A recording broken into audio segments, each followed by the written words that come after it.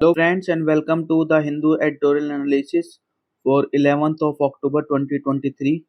तो शुरू करते हैं आज का ये editorial discussion. First editorial is high stakes a rejuvenated Congress takes on a more resourceful and better funded BJP. तो बेसिकली पॉलिटिकल आर्टिकल है और ये हम इतना डिस्कस नहीं करेंगे, बस ये जान लेना है कि जो 5 स्टेट्स हैं छत्तीसगढ़, मिजोरम, मध्य प्रदेश, राजस्थान और तेलंगाना, उनमें अभी जो है अगले महीने जो है शेड्यूल हो गए हैं elections.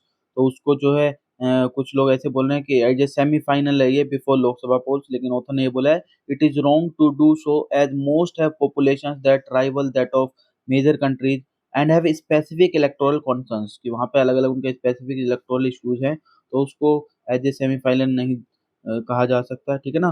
These elections are no semifinals but the stakes are high. ये जरूर है कि स्टेक्स हाई है in play for the two nation parties in the fray. तो इतना ही इसमें जानने के लिए जरूरी था। Next is local sentiments. The centre must heed the political message of voters in Kargil. तो ये भी पॉलिटिकली है। और जो कारगिल में जो लद्दाख ऑटोनोमस हिल डेवलपमेंट काउंसिल कारगिल में जो इलेक्शन हुए थे उससे रिलेटेड यहाँ पे है। तो जानने वाली बात जो यहाँ पे है वो ये है कि जो लद्दाख है it comprise of Muslim majority Kargil, और जो बुद्धिस्ट मेजोरिटी है वो लेह डिस्ट्रिक्ट से, इन दोनों से मिलकर जो लद्दाख यूटी बना हुआ है। And it was granted UT status as the centre decided to end the special constitutional position of the erstwhile state of J and K का जब स्पेशल स्टेटस खत्म किया था तो उसे दो यूटीज में बांट दिया था, जे एंड के में और लद्दाख में। तो लद्दाख में दो चीज आती है, एक मुस्लिम मेजोरिटी कारगिल रीजन आता है और दूसरा बुद्धिस्ट मेजोरिटी लेह डिस्ट्रिक्ट आता है। तो ये सभी को पता है कि कब हुआ था, ये अगस्त 5 2019 को जो है स्प्लिट हुआ था। ठीक है ना। जो इलेक्शन अभी हुआ है उसमें टर्नआउट काफी अच्छा रहा है, 77.61% टर्नआउट रहा है। और जो सिग्निफिकेंट सेक्शन है माइग्रेंट लोकल पॉपुलेशन का, जो कि या तो बाहर काम करते हैं, स्टडी कर रहे हैं दूसरे पार्ट्स में कंट्री के, ठीक है ना, मतलब इस यूटी से बाहर, वो लोग भी रिटर्न हुए और उन्होंने जो है अपना वोट कास्ट किया। तो मतलब सीरियसनेस दिखाता है कि कितना सीरियसली वो इस इलेक्शंस को लेते हैं। फिर Buddhist and Shia Muslims have jointly protested for special status for Ladakh under 6 schedule of the constitution. तो ये भी था कि जो दोनों ही चीजें, बुद्धिस्ट जो है वहाँ पे और जो सिया मुस्लिम्स है, उन दोनों ने ही डिमांड की थी कि जो स्पेशल स्टेटस है उसको दिया जाए लद्दाख को, और इसको 6 शेड्यूल में जो है इसको स्पेशल स्टेटस जो है वो प्रोवाइड किया जाए। ठीक है ना। और वहाँ के कल्चर, जॉब, लैंग्वेज और जो एनवायरनमेंट है उसको भी प्रोटेक्शन करने की उन्होंने डिमांड की थी। ठीक है ना। और साथ ही साथ जो रीयूनिफिकेशन करने की भी डिमांड रही है कि जे के साथ या तो उनको रीयूनिफाई कर दो या फिर फुल स्टेटहुड दे दिया जाए लद्दाख को। तो वो डिमांड भी अभी भी है। ठीक है ना। अगर प्रेजेंट में देखें तो लेह और कारगिल जो है दे टुगेदर फॉर्म 1 लोकसभा सीट, दोनों के पास एक लोकसभा सीट है। तो ये भी आपको ध्यान रखना है, स्टेटमेंट बेस्ड आ सकता है। जो मैसेज गया है वोटर्स ने जो कारगिल में दिया है वो ये है कि जो फाइनल स्टेटस है लद्दाख का वो अभी भी एक इमोटिव इशू है, और जो डेवलपमेंट पुश है without special protections and constitutional recognition and an elected assembly may not assuage the sentiments of the locals in the region. तो मतलब आपको जो सेंटिमेंट्स हैं वहाँ के लोकल पॉपुलेशन के, जो वहाँ का कल्चर है उसको उसको और भी आपको रिकॉग्नाइज करना पड़ेगा, और जो उन लोगों को है और एनवायरनमेंट को स्पेशल प्रोटेक्शन देनी पड़ेगी, और कॉन्स्टिट्यूशन रिकॉग्निशन आपको देनी पड़ेगी, इलेक्टेड असेंबली को वहाँ पे लाना पड़ेगा। ठीक है ना। मतलब ये सारी जो उनकी डिमांड्स है उस पर आपको ध्यान देना पड़ेगा। ठीक है ना। आगे देखते हैं। Next is women want change society needs change. तो जो 7th एडिशन अभी जो रिलीज हुआ है जून 20 2023 को, ग्लोबल जेंडर गैप रिपोर्ट का, ये कौन पब्लिश करता है? ये वर्ल्ड इकोनॉमिक फोरम पब्लिश करता है। ये प्री के लिए आपको ध्यान रखना है, रिपोर्ट्स पे आ जाता है कई बार क्वेश्चन। और जो इंपॉर्टेंट इंस्टीट्यूशंस है वर्ल्ड, इंटरनेशनल, ग्लोबल, उन पे तो पूछता ही है ज्यादातर यूपीएससी। तो उसने क्या बोला था? It concluded that the current rate of progress it will take 131 years to close the global gender gap. अगर आपको ग्लोबल जेंडर गैप क्लोज करना है, मतलब इसको फिल करना है गैप को, तो लगभग 131 ईयर्स लगेंगे करंट रेट से।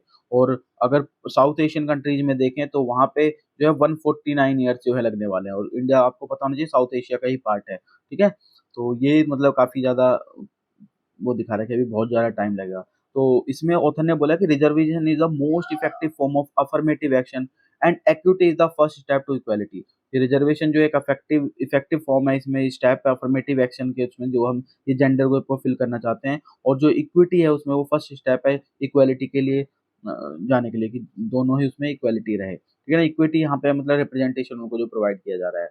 इट लीड्स टू इनएफिशिएंसी और incompetency, simply making excuses for not rendering tightly guarded spaces to outcaste classes. जाहिर सी बात है, ये जो एक्सक्यूज दिया जाता है कि इनकम्पिटेंसी जो है वो आ जाएगी, इनएफिशिएंसी आ जाएगी इस तरह के रिजर्वेशन देने से, तो एक तरह का जस्ट एक्सक्यूज है, जो जो स्पेस है उसको एक तरह से सेफ गार्ड करने के लिए, जाहिर सी बात है जो भी मार्जिनाइज सेक्शन है, और क्योंकि वुमेन यहाँ पे एक तरह से आउटसाइड सेक्शन क्लास माना जाए उस पर, क्योंकि मेंस ने जो है सारा स्पेस वो ऑक्यूपाई कर रखा है ज्यादातर लीडरशिप रोल्स में, ठीक है ना।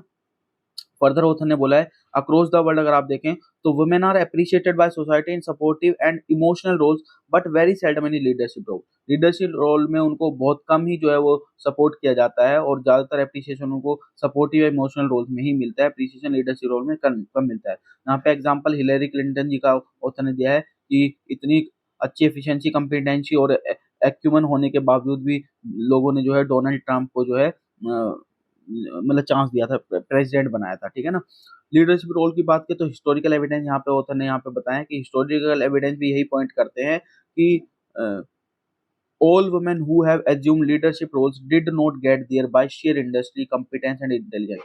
ये एक आध को अगर छोड़ दें तो बाकी ज्यादातर में आप यही देखेंगे जो वुमेन्स है वो ज्यादातर लीडरशिप रोल्स केवल इंडस्ट्री कॉम्पिटेंस या इंटेलिजेंस की वजह से नहीं आती। They were allowed only for the convenience of the man.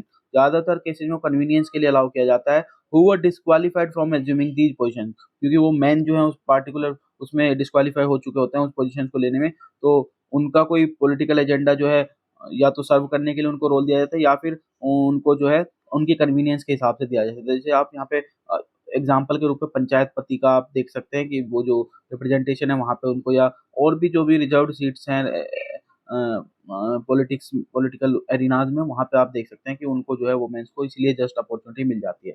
फिर ऑथर ने ये भी बोला है, दूसरा जो हिस्टोरिकल एविडेंस है उसने ये बताया कि ये भी दिखाता है कि the most women who make it to leadership positions have a mix of privilege. उनके पास मिक्स ऑफ प्रिविलेज होती है, higher education, support, influential mentors या फैमिलीज का मिलता है उनको, और वो अपर क्लास या कास्ट को बिलोंग करती है। तो ये मिक्स जो प्रिविलेज है वो भी उनको अवेलेबल है, ये हिस्टोरिकल एविडेंस से हमें देखने को मिलता है।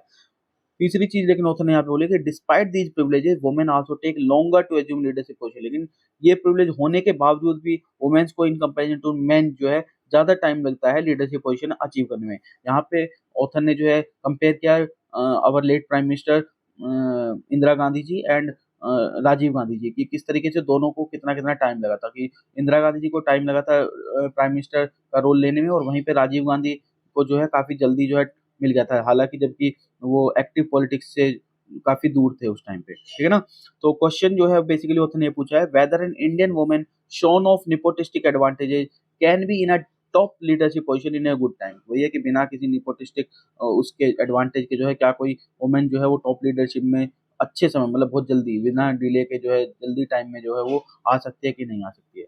फिर ऑथर ने यहाँ पे एक बहुत अच्छी बात की है, the deepest cut is that the handful of privileged women who assume leadership are not supportive or empathetic to the aspirations of those women who do not even have access to basic needs such as nutrition, education and financial independence। ये जो privileged women है जिनको leadership role मिलता है, वो ना तो supportive attitude दिखाता है, ना उनका empathetic attitude है towards दोज वुमेन्स जिनके पास बेसिक नीड्स की भी एक्सेस नहीं है, जैसे न्यूट्रिशन, एजुकेशन और फाइनेंशियल इंडिपेंडेंस। तो मतलब वो एक तरह से उनके प्रति ना तो एम्पैथेटिक है ना सपोर्टिव दिखती हैं। दे रील अंडर द मिसकॉन्सेप्शन, और ज्यादातर जो ये लीडरशिप रोल को अचीव कर पाए वुमेन वो ज्यादातर इसी मिसकॉन्सेप्शन में दिखती है कि they have become leaders by virtue of their own efforts. ये वो अपने खुद के एफर्ट्स या सेक्रीफाइसेज या ignoring the personal advantage they possess, या खुद के एफर्ट्स और सेक्रीफाइस की वजह से वो इस रोल तक पहुंची है, और जो उनको पर्सनल एडवांटेज या जो प्रिविलेज की वजह से उनको जो सपोर्ट मिला हुआ है उसको वो कहीं ना कहीं इग्नोर कर देती है। कि वो जो मिलियंस ऑफ अदर्स हैं जिनके पास ये प्रिविलेज नहीं है, वो जाहिर सी बात है इस वजह से वो लैग बिहाइंड कर जाती है। तो रिग्रेसिव व्यूज जो है वो हर्डल है, क्योंकि जो बिगेस्ट ब्लॉक है वो रिग्रेसिव व्यूज हैं on the gender equality held by man and women. जो मैन और वुमेन ने जो रिग्रेसिव व्यूज रख रखे हैं वो कहीं ना कहीं जो है वो बिगेस्ट ब्लॉक इसमें माना गया है। और उसमें से एक ये भी है कि एक तो वही रिजर्वेशन को जो लोग मना करते हैं कि भाई ये इनएफिशिएंट और इनकम्पिटेंसी को जनरेट करता है। दूसरा जो वुमेन के लीडरशिप को कई बार क्वेश्चन किया जाता है, ठीक है ना। और तीसरा वही जो कि उनको एज ए सपोर्टिव और केयर प्रोवाइडर में उनको अप्रिशिएशन किया जाता है, ये सब चीजें हैं, ठीक है ना। तो ऑथर ने फाइनली यहाँ पे कंक्लूड किया, why do women have to wait so long to close the gender gap, इतना टाइम क्यों लगता है, लग रहा है वुमेन को कि ये जो जेंडर गैप है उसको फिल करने में। जो प्रेजेंट बिल है, जो अभी वुमेन रिजर्वेशन बिल है, उसको बोला है कि फर्स्ट स्टेप जरूर है टुवर्ड्स एक्चुअलाइजिंग द जेंडर पैरिटी, की जेंडर पैरिटी को अचीव करने के लिए फर्स्ट स्टेप है। लेकिन जो विश है वो ये है कि इम्प्लीमेंटेशन जो है वो जो है जल्दी हो जाना चाहिए। तो जो 1991 का कास्ट बेस सेंसस, जो सॉरी 1991 का सेंसस था, उसके बेस पे उनको रिजर्वेशन प्रोवाइड कर देना चाहिए था, सीट्स का रीएडजस्टमेंट करना चाहिए था, जैसे कि शेड्यूल्ड कास्ट के केस में किया था डिलिमिटेशन कमीशन, और उसके लिए वेट नहीं करना चाहिए था नेक्स्ट सेंसस के लिए, ठीक है ना, क्योंकि सोसाइटी को चेंज की जरूरत है। तो ऐसा कोई रीजन नहीं है कि जो है इतना उसको जो है वो लेट किया जाए, ठीक है ना। The Maldives the evolution of a democracy, तो मालदीव्स का जो है साउथ एशिया का स्मॉलेस्ट नेशन स्टेट है यहाँ पे, और आपको पता नहीं चाहिए यहाँ पे जो अभी प्रेसिडेंट जो है वो इलेक्ट किए गए हैं। तो फ्यूचर की अगर बात करें तो जो ओल्ड एरा में देखें तो मोमून अब्दुल गयूम थे, उन्होंने प्रेसिडेंट एज ए प्रेसिडेंट उन्होंने एक्ट किया था 1978 से 2008 तक, और उन्होंने मल्टी पार्टी डेमोक्रेसी को जो है वहाँ पे एक तरह से वे प्रोवाइड किया था। जो मोहम्मद नशीद थे, जो करिज्मेटिक बट मर्क्यूरी बताया, became the first directly elected president रहे थे वो यहाँ के, ठीक है ना। फर्स्ट डायरेक्टली इलेक्टेड प्रेसिडेंट जो रहे हैं मालदीव्स के, वो थे हमारे मोहम्मद नाशीद, और अभी जो रिसेंट प्रेजेंटली जो प्रेसिडेंट इलेक्ट हुए हैं वो है हमारे मोहम्मद मुइज़ो, ठीक है ना। तो यही देखा जा रहा है कि क्या उनका टर्म जो है वो इंडिया के लिए फेवरेबल रहेगा या नहीं रहेगा, ठीक है ना। जो आउस्टिंग प्रेसिडेंट थे मिस्टर शोली, वो क्यों हारे उसके कारण बताए गए हैं, हालांकि हमें इसमें ज्यादा ध्यान देने की जरूरत नहीं है। लेकिन जो यहाँ पे मेन इंपॉर्टेंट क्वेश्चन वो ये है, to portray the election in the Maldives as a football match between China and India would be a case of ignoring how South Asia's smallest nation state function। तो ये जो लोग ये इसको as a football match देख रहे हैं between China and India, कि चाइना के कैंडिडेट जो वो विन कर गया, इंडिया का कैंडिडेट लॉस कर गया है, वो नहीं के वो उसको उसको देखते हुए जो है क्या चीज बेसिकली इग्नोर हो रही है, इग्नोर ये हो रही है कि साउथ एशिया का जो ये नेशन स्टेट है वो कैसे फंक्शन करेगा या कैसे फंक्शन कर रहा है, ठीक है ना। तो यहाँ पे एक्सटर्नल रिलेशंस की बात की है तो जो न्यू एडमिनिस्ट्रेशन है उसके लिए तीन चॉइसेस रहने वाली है। पहला ये है कि जो इंडिया आउट कैंपेन है फॉर्मर प्रेसिडेंट यमीन का, उसको उसके उसकी तरफ वापस जा सकते हैं। दूसरा जो है वो कंटिन्यू कर सकते हैं इंडिया फर्स्ट पॉलिसी, जो कि अभी आउटगोइंग प्रेसिडेंट ने चलाई थी। और तीसरा जो उनके पास ऑप्शन है वो है कि इनोवेट करें एक calibrated policy that allows a balancing of relations with its key partners especially China and India. ये एक नई पॉलिसी ओवर रिकैलिब्रेट कर सकते हैं, अपनी पॉलिसी को इस तरीके से बैलेंस कर सकते हैं कि वो जो रिलेशंस है की पार्टनर्स जैसे कि चाइना और इंडिया है उनके साथ वो बैलेंस कर सके रिलेशंस को, ठीक है ना। नई दिल्ली है मतलब इंडिया के लिए क्या उसमें मैसेज है, इंडिया के लिए जो नेक्स्ट फेज है रीजनल डिप्लोमेसी का, वो कॉम्प्लेक्स तो होने वाला है, ये तो कोई बात है नहीं, लेकिन जो एसेट्स और अचीवमेंट्स हैं इंडिया के पास उनसे कॉन्फिडेंस जरूर है, क्योंकि ऐसा नहीं है बिल्कुल कुछ नहीं है, क्योंकि पीपल्स लेवल पे देखें तो पॉजिटिव माइंडसेट है इंडिया के लिए लोगों का, और जो ये माइंडसेट है वो इन्फोर्स होता है एक्सटेंसिव डेवलपमेंट वर्क जो इंडिया ने किए हैं, और जो numerous community development small level पे प्रोजेक्ट्स किए गए हैं वो।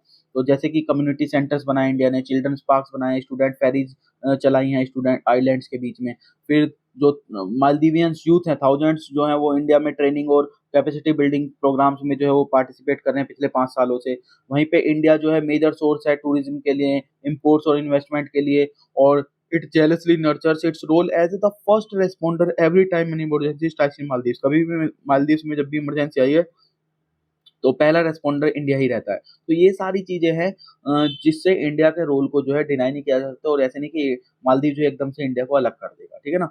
लेकिन और कुछ और ज्यादा करने की जरूरत है, जैसे कि पहला इसमें स्टेप क्या, तीन स्टेप होते हैं बताए जो कर सकते हैं। पहला है कि कोलंबो सिक्योरिटी कॉन्क्लेव जो है जिसमें इंडिया, श्रीलंका और मालदीव्स हैं, मॉरिशियस, बांग्लादेश और सिचिलिस, ये 6 कंट्रीज हैं, उन इसको जो है स्ट्रेंथन करने की जरूरत है, and showing tangible outcomes in maritime security and development of the blue economy. तो ब्लू इकोनॉमी डेवलप करने के लिए जो कोलंबो सिक्योरिटी कॉन्क्लेव है उसको स्ट्रेंथन करने के लिए जरूरत है, ताकि जो मैरीटाइम सिक्योरिटी के जो आउटकम्स हैं उनको अचीव किया जा सके। फिर दूसरा है बोल्डली री imagining the post south Asian association of regional cooperation south Asia की जो सार्क ब्लॉक था उसको री इमेजिन करने के बाद जो है अब नई दिल्ली के पास क्या अपॉर्चुनिटी है, it should create a basis for the bay of Bengal initiative for multi sector technical and economic cooperation. BIMSTEC को जो है अभी जो समिट होने वाले उसमें इनवाइट कर सकता है मालदीव्स को as an observer at its next summit. तो वहां पे जो है मतलब रीइमेजिन किया जा सकता है सार्क को।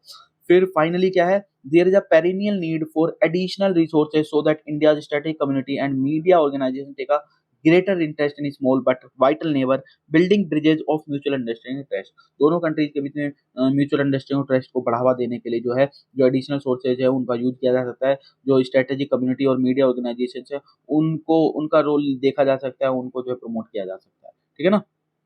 आगे देखते हैं, we need evidence based traditional medicine. तो यहाँ पे बेसिकली ऑथर ने जो है मॉडर्न मेडिसिन को डिफाइन किया है कि क्या है, और थोड़ा सा जो हमारा आयुर्वेद है उसके बारे में भी यहाँ पे बोला है। तो मॉडर्न मेडिसिन के बारे में ऑथर ने ये बोला है कि modern medicine is not allopathy. Modern medicine को जो जनरली मिसकॉन्सेप्शनली हम एलोपैथी समझते हैं वो नहीं है। एलोपैथी क्या था? एलोपैथी का मतलब था oppose to symptoms, a term coined by Hahnemann in the 18th century.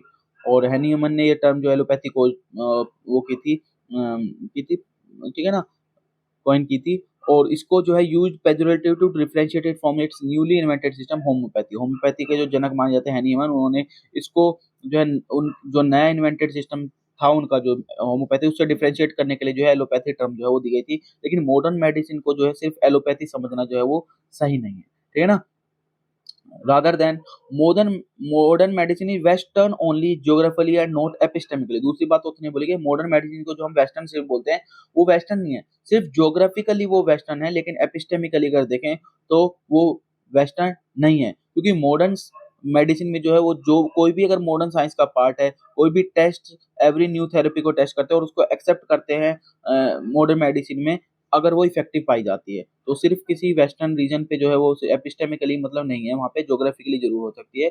और यहाँ पे फिर ऑथर ने आयुर्वेदा की बात करी है कि a reason based world view is what differentiate Ayurveda epistemologically from the erstwhile faith based forms of Atharvaveda. कि आयुर्वेदा जो है वो अथर्ववेद में जो फेथ बेस्ड फॉर्म्स है उससे बिल्कुल अलग है, क्योंकि आयुर्वेदा जो है वो रीजन बेस्ड है। ठीक है ना। Proponents of Ayurveda who claim that everything was already known to the ancient people do it a great disservice and stultify its growth and development। और बेसिकली जो ग्रोथ और डेवलपमेंट में जो डिफिकल्टी या एक तरह से कह सकते हैं जो हर्डल प्रेजेंट की है वो की है आयुर्वेदा के प्रोपोनेंट्स ने, जो ये कहते हैं कि एंशियंट पीपल्स को सब कुछ पहले से पता था। तो इस चीज ने कहीं ना कहीं डिससर्विस जरूर की है आयुर्वेदा को।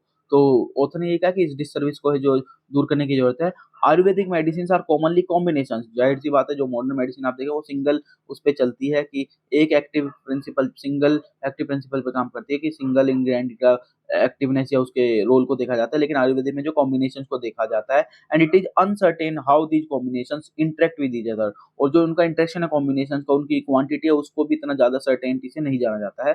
तो it would increase the acceptability of Ayurvedic medicine in the scientific community if they were evaluated by the methods of modern science in a way that does not compromise with the wholeness of Ayurvedic formulation। जाहिर सी बात है उनको अगर आप modern methods जो science के उनके साथ इवेल्युएट करेंगे तो जाहिर सी बात है आयुर्वेदिक मेडिसिन को जो है एक ग्रोथ मिल सकती है और उनका एक्सेप्टेंस भी बढ़ जाएगा। तो ये वे फॉरवर्ड ऑथर ने यहाँ पे सजेस्ट किया है। ठीक है ना। New investigational methods and trial designs which can evaluate Ayurvedic therapies without undermining the classical basis of administering them must be worked out। ये तरीका है जिससे जो है किया जा सकता है कि नए इन्वेस्टिगेशन मेथड्स आप यूज करें, नए ट्रायल डिजाइन जो है आप वो यूज करें जो आयुर्वेदिक थेरेपीज है उनको एवेल्यूट करने के लिए, और जो क्लासिकल बेसिस है उनका एडमिनिस्टर करने का उसको बिना अंडरमाइन करे जो है आप इसको कर सकते हैं। ठीक है ना। The aim should be to carry out an evidence-based appraisal of all traditional medical systems, retain and develop what is useful, and integrate them into one cogent system of medicine available to all। कि जाहिर सी बात है जो उनका evidence based appraisal करना चाहिए उसका जो ट्रेडिशनल मेडिकल सिस्टम उन सबका, और जो यूजफुल चीजें उनको रिटेन करना चाहिए, उनको डेवलप और फर्दर डेवलपमेंट करना चाहिए, और उनको इंटीग्रेट करना चाहिए जो भी सिस्टम मेडिसिन के अवेलेबल हैं प्रेजेंट में उनके साथ में। ठीक है ना। Denouncing traditional systems in toto would result in a hastily dismissal of valuable medical experience that has undergone repeated, albeit informal, verifications at the hands of generation of practitioners। जो modern practitioners हैं वो एक तरह से वो भी disservice करेंगे, वो जो ट्रेडिशनल मेडिकल सिस्टम को होल से उसको कम्प्लीटली जो है उसको डिनाउंस कर दे रहे हैं। तो डिनाउंस करना जो ट्रेडिशनल सिस्टम को कम्प्लीटली, वो भी कहीं ना कहीं एक डिससर्विस रहा है। तो उनको जो है बेसिकली मतलब वही है कि उनको वेरीफाइड कर लेना चाहिए, उनको अच्छे से साइंस बेस्ड मेथड यूज करनी चाहिए, और इस तरीके से उनको जो है जो भी डेवलप जो यूजफुल चीजें उनको और फर्दर डेवलप करनी है उनको जो है इंटीग्रेट करना चाहिए। ठीक है ना।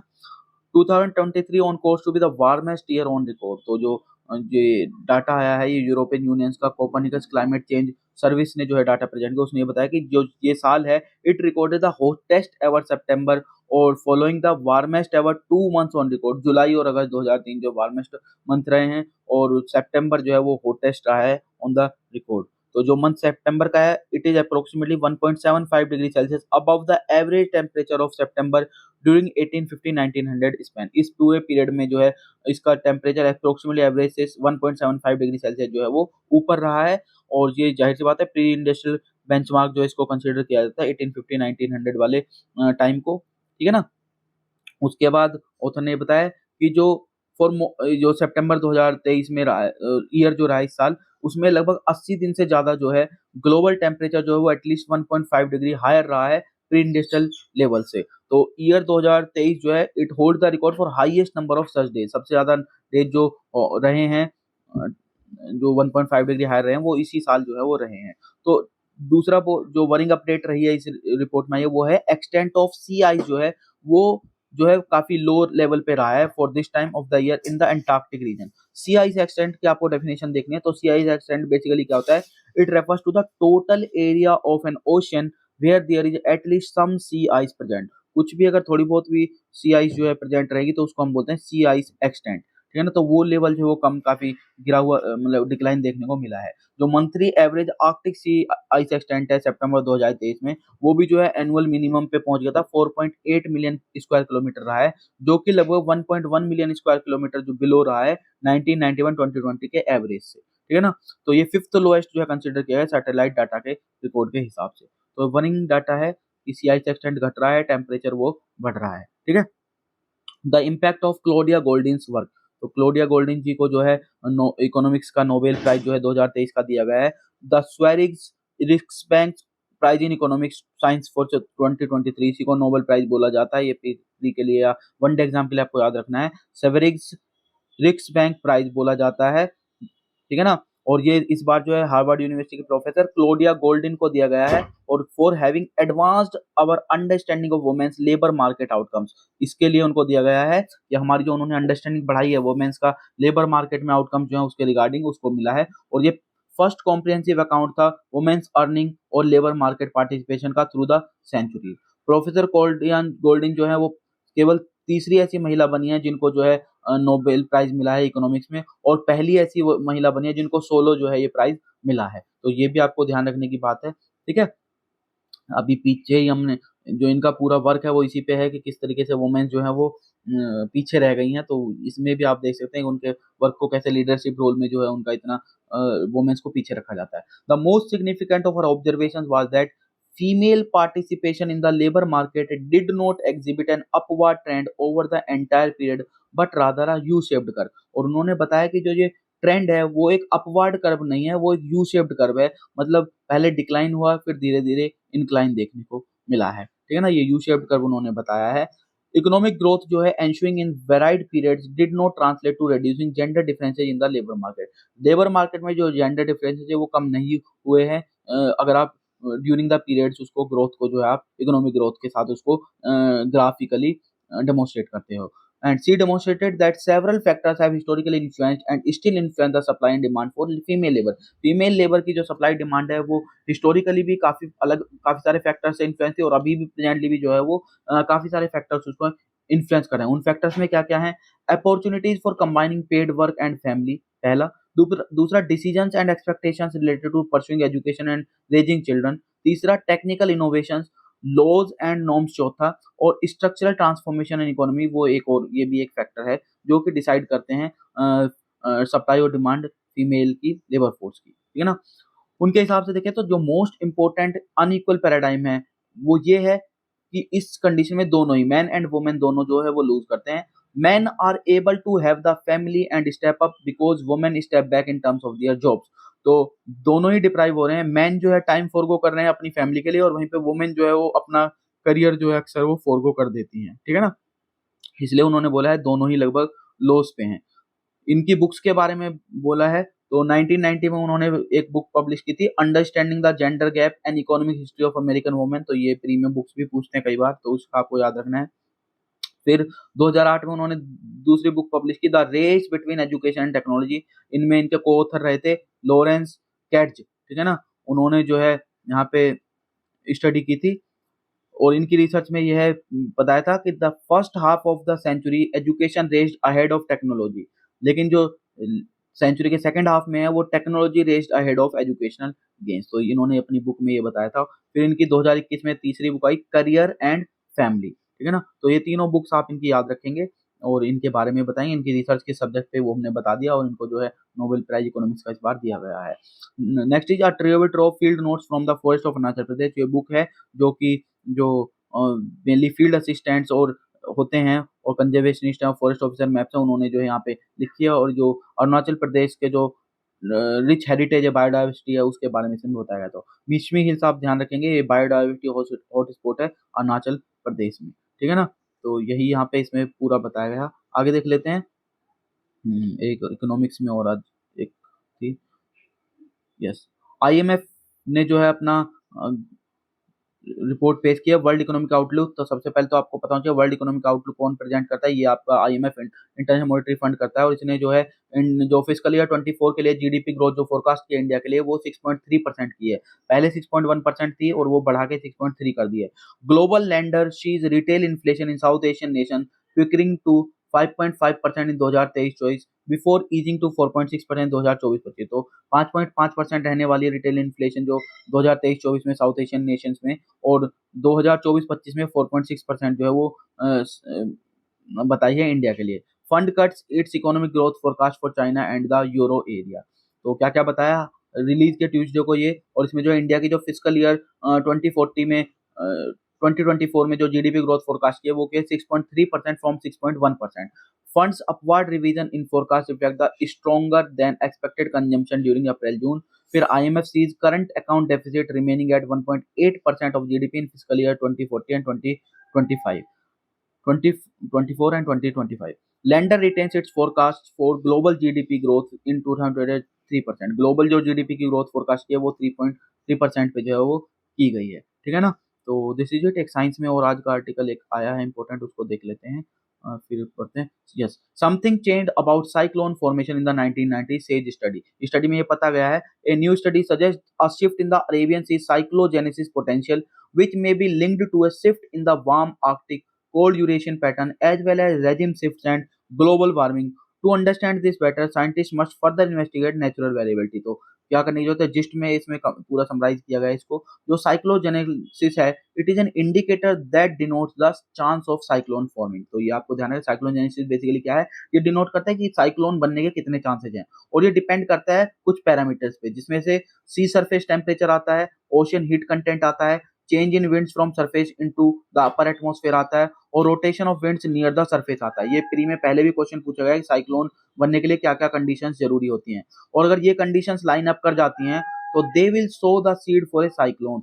But we still don't fully understand why some seeds sprout and grow into cyclone and some do not. लेकिन अभी भी अंडरस्टैंडिंग ये नहीं है कि कुछ जो सीड्स हो जाते हैं, सोन हो जाते हैं, उसके बावजूद साइक्लोन डेवलप नहीं हो पाता है, लेकिन कुछ जो है साइक्लोन में डेवलप हो जाते हैं। तो यानी कि ज्यादा अंडरस्टैंडिंग की जरूरत है। तो it is important we understand whether the decrease in the monsoon's intensity, increase in the amount of extreme rainfall, and greater prevalence of heat waves are trends that will continue in the coming decade, or if they are parts of the longer processes that will revive the monsoon, reduce the number of cyclones, and ameliorate the heat waves and extreme rainfall। तो इन सब चीजों को understand करने की हमें जरूरत है। साथ ही साथ उतने भी बोलेगा इंस्टेड ऑफ फोकसिंग और predicting what climate change will look like in 2100, कि इस पे फोकस ना करने की बजाय कि क्लाइमेट चेंज कैसा लगेगा 2100 में, और training our tunnel vision on global warming targets, कि हम अपने ग्लोबल वार्मिंग के ऊपर जो टारगेट्स कर रहे हैं उन पे ट्रेन ना करने के बजाय हमें क्या जरूरत है, we need to better understand